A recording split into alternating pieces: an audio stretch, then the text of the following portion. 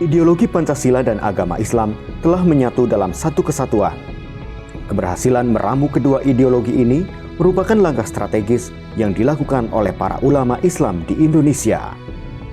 Para ulama tidak menganggap bahwa ideologi Pancasila bertentangan dengan nilai-nilai agama Islam. Ideologi Pancasila, menurut para ulama, diciptakan dari saripati agama Islam, sehingga sejak dahulu para ulama telah menyetujui Pancasila sebagai dasar negara kesatuan Republik Indonesia. Pancasila bagi para ulama disebut kesepakatan bersama atau kalimatun sawa yang menjadi ideologi pemersatu banyak suku, agama, ras, dan golongan. Statement ini diajarkan oleh para ulama kepada para santrinya sejak zaman dahulu hingga saat ini. Terdapat banyak bukti sejarah yang menunjukkan kegigihan para ulama yang alim dalam ilmu agama Islam yang menyatakan bahwa mencintai tanah air tak berbeda dengan mencintai agama. Ajaran itulah yang terus dipegang hingga saat ini, sehingga umat Islam di Indonesia selalu mempertahankan ideologi Pancasila.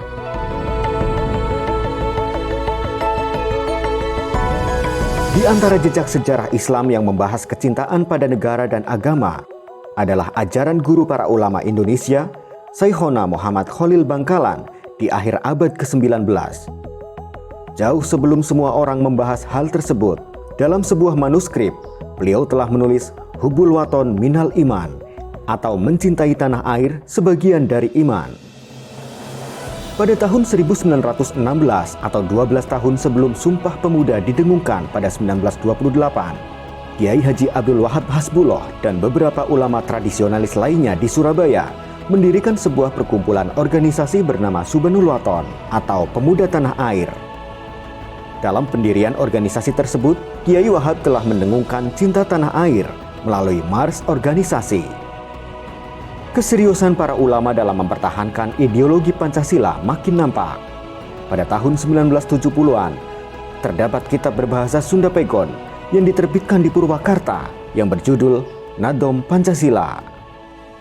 Nadom tersebut menerangkan bahwa Pancasila adalah falsafah dan dasar negara yang sudah selaras dengan Al-Quran dan hadis Rasulullah Shallallahu Alaihi Wasallam.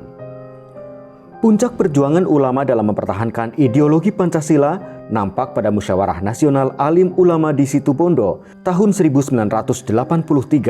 Dalam munas tersebut, para ulama bersepakat untuk menerima ideologi Pancasila sebagai azas tunggal negara kesatuan Republik Indonesia. Munas tersebut juga menentukan bahwa posisi Pancasila sebagai ideologi bangsa tidak bertentangan dengan agama Islam. Dalam salah satu butir yang dihasilkan, disebut bahwa penerimaan dan pengamalan Pancasila merupakan perwujudan dari upaya umat Islam untuk menjalankan syariat agamanya. Dari jejak-jejak tersebut, nampak jelas bagaimana upaya ulama Indonesia yang sangat alim dalam ilmu agama menerima Pancasila dan menganggap keberadaannya begitu penting sebagai ideologi bangsa. Kecintaan ulama pada bangsa dan Pancasila masih terus berlanjut hingga masa kini. Ulama karismatik asal Pandeglang, Banten yang merupakan salah seorang mustasyar PBNU, Kiai Haji Abuya Muhtadi bin Kiai Haji Abuya Dimyati menyebut bahwa Pancasila merupakan wasiat para orang tua terdahulu atau para pendiri bangsa agar masyarakat Indonesia bersatu. Dari Sabang sampai Merauke berjajar pulau-pulau, itu wasiat orang tua bahwa dari Sabang sampai harus nyatu. Nyatu, jangan ada yang tutup, jangan. Ini yang namanya Indonesia itu Sabang Merauke. Keluar biasaan Pancasila sebagai alat pemersatu bangsa yang disebut Abuya Muhtadi sebagai wasiat turut menjadi perhatian negara-negara Timur Tengah yang merasa kesulitan menyatukan bangsanya. Sebagai contoh, pada tahun 1955, pidato Presiden Soekarno tentang Pancasila dan Bhinneka Tunggal Ika diterjemahkan ke dalam bahasa Arab untuk disebarkan pengaruhnya kepada masyarakat di Timur Tengah. Berlanjut pada koran Al-Ahram, koran terbesar di Mesir, pada 22 September 2015 menerbitkan artikel dalam bahasa Arab yang berjudul Menuju Pancasila Mesir, ditulis oleh Dr. Muhammad Faiz Farhat. Farhat menyebut, Salah satu pilar penopang utama keutuhan Indonesia hingga saat ini sebagai negara bangsa yang multi-identitas adalah berkat adanya Pancasila sebagai ideologi yang diterapkan, dihayati, diajarkan, dan diamalkan. Menurut dia, negara-negara Arab dewasa ini, khususnya Mesir, di tengah gelombang krisis disintegrasi bangsa, sangat memerlukan untuk memfotokopi keberhasilan ideologi Pancasila di Indonesia. Kemudian, Koran Al-Sabah di Tunisia pada 19 Juni 2022 menayangkan tulisan berbahasa Arab yang berarti pentingnya belajar dari ideologi Asia, Pancasila sebagai contoh, ditulis oleh Dr. Hisam Al-Haji. Dalam artikel tersebut, Al-Haji menegaskan jika bangsa-bangsa Arab, utamanya Tunisia, sangat penting untuk belajar dari ideologi dari Asia yang terbukti berhasil selama ini. Di antara ideologi yang paling cocok untuk konteks masyarakat Arab yang mayoritas Muslim adalah Pancasila yang berasal dari Indonesia. Sejarawan Muslim Dr. Muhammad Ginanjar Sa'ban menilai ketertarikan dunia Arab pada Pancasila beralasan sebab tidak semua negara berhasil meramu kecintaan pada agama dan negaranya dengan baik.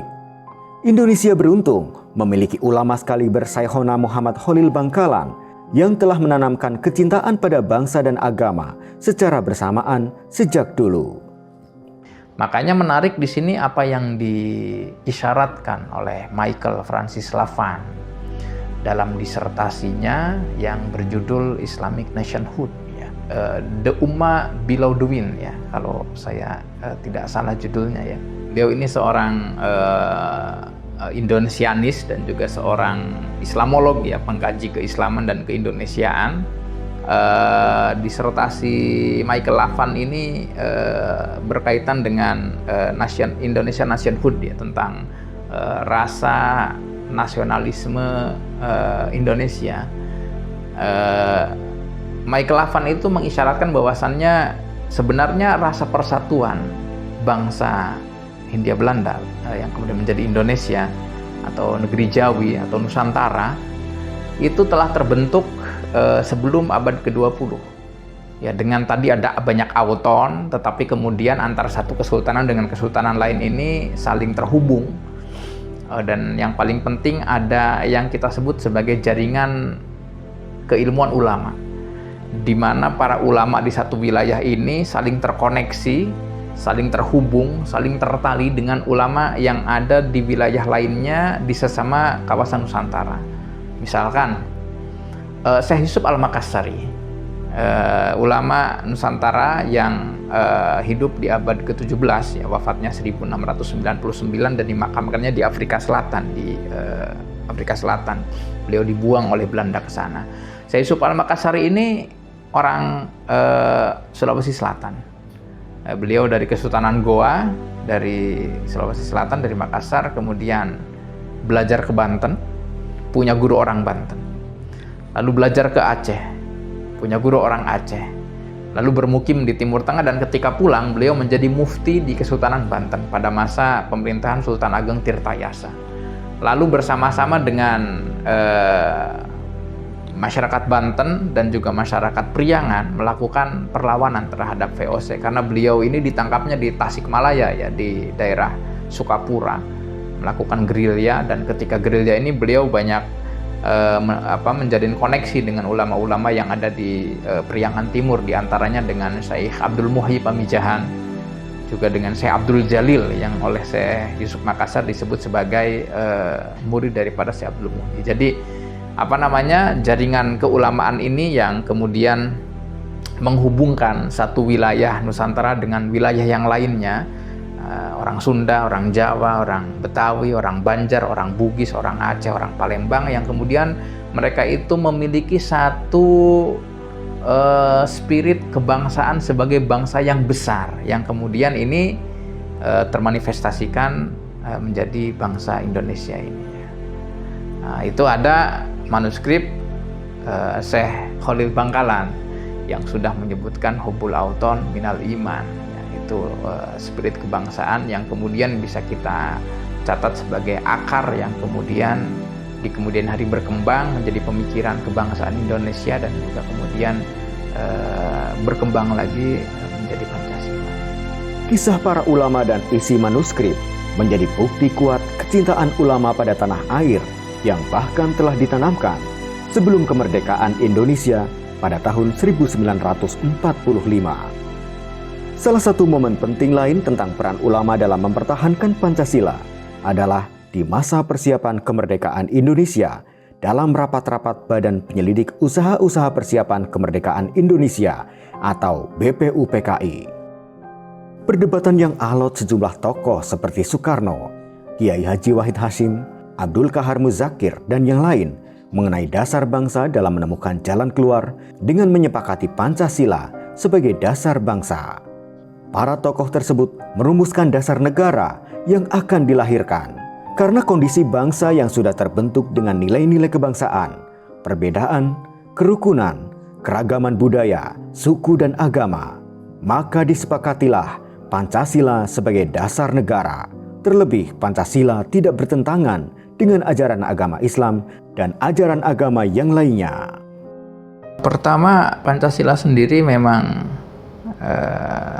sangat berselaras sekali dan punya banyak titik temu dengan nilai-nilai ajaran agama Islam ya. Di hampir di semua silanya.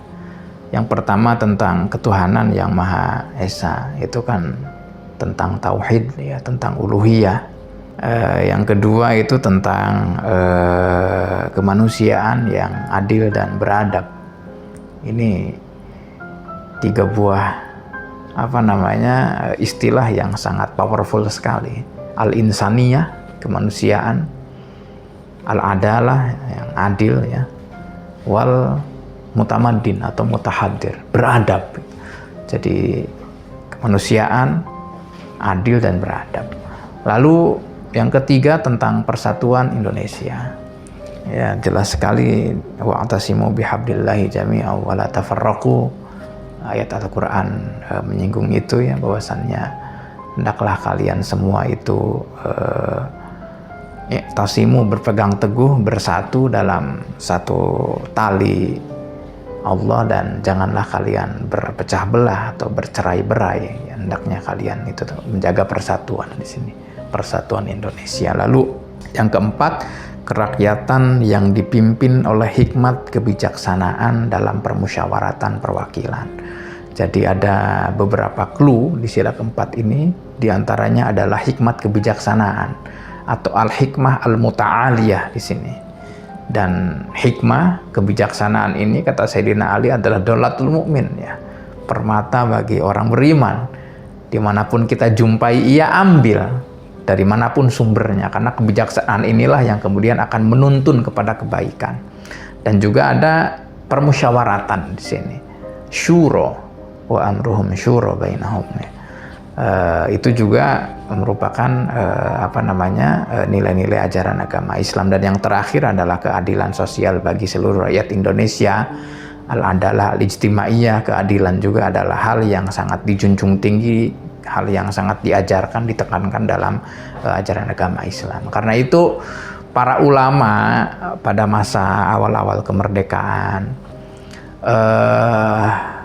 tidak banyak yang kemudian melakukan penolakan terhadap pengumuman Pancasila sebagai asas negara Kesatuan Republik Indonesia ini, karena memang secara esensi, secara nilai Pancasila ini berselaras dan merupakan manifestasi cerminan daripada nilai-nilai yang memang dianut, dikembangkan, diamalkan, dihayati dalam ajaran agama Islam itu sendiri ya. Jejak rekam sejarah panjang ini menunjukkan betapa para alim ulama Indonesia menjadi bagian penting dari lahirnya persatuan Indonesia dan bertahannya ideologi bangsa bernama Pancasila. Oleh karena itu, jika melihat profil para alim ulama yang mempertahankan kecintaan pada bangsa dan Pancasila berdasarkan ajaran agama, maka kita patut bersyukur bahwa hingga saat ini kita yang memiliki latar belakang budaya, agama, bahasa dan suku yang berbeda masih bersatu dan hidup berdampingan sebagai sebuah bangsa yang damai di bawah ideologi pemersatu Pancasila.